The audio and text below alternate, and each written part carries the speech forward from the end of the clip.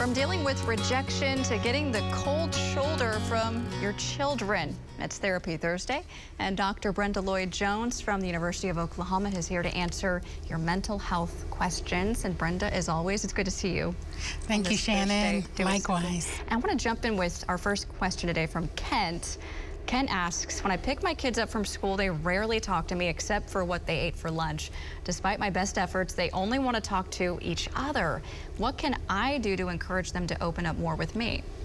That's a great question. You know, we often, as parents, ask our children, how was school today? What did you do at school today? But in Kent's case, it seems as though his sons or children, they want to talk with each other, and it may be their own special way of disengaging from the day of school and re-engaging with one another. And so Kent could really use this special time to listen in and get a sense of what they are talking about.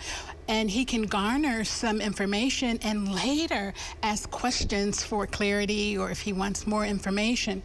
You know, it is important to realize that children may not consider it crucial to provide feedback, but I have a couple of questions that I think Kent might find useful. Number one, he can ask at, near bedtime or when there's a free moment, what was the funniest thing that happened in school today?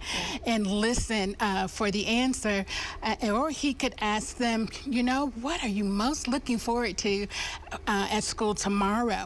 And the children will automatically answer the reverse if that's important to them. They might say, I know what I'm not looking forward to, or they might say, well, the worst thing that happened. So you can get information. So Kent should keep trying with his kids, listen, number one, and then ask other kinds of exciting questions that might garner their attention. Yeah, I feel like they would open up more. I know as a kid, I was just kind of apprehensive talking about that because you go to school, you don't really want to talk about it when you get back, but those specific ones, I feel like really kind of open that conversation up.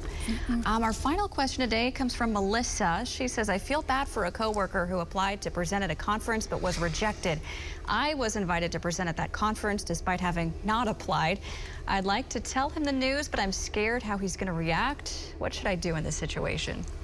Very good question. We probably all have a similar scenario where we have been given something and we didn't necessarily ask for it and someone else would like it.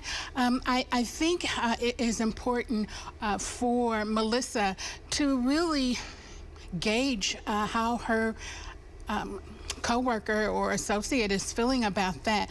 She may want to just hold off since she's not sure how he will react and wait for him to mention it because she's really under no obligation to share that information. I think she will want to, however, the contingent on their relationship at work, if she decides to talk with him, give him that information in public because research shows that we tend as humans to act socially appropriate when we're around other people.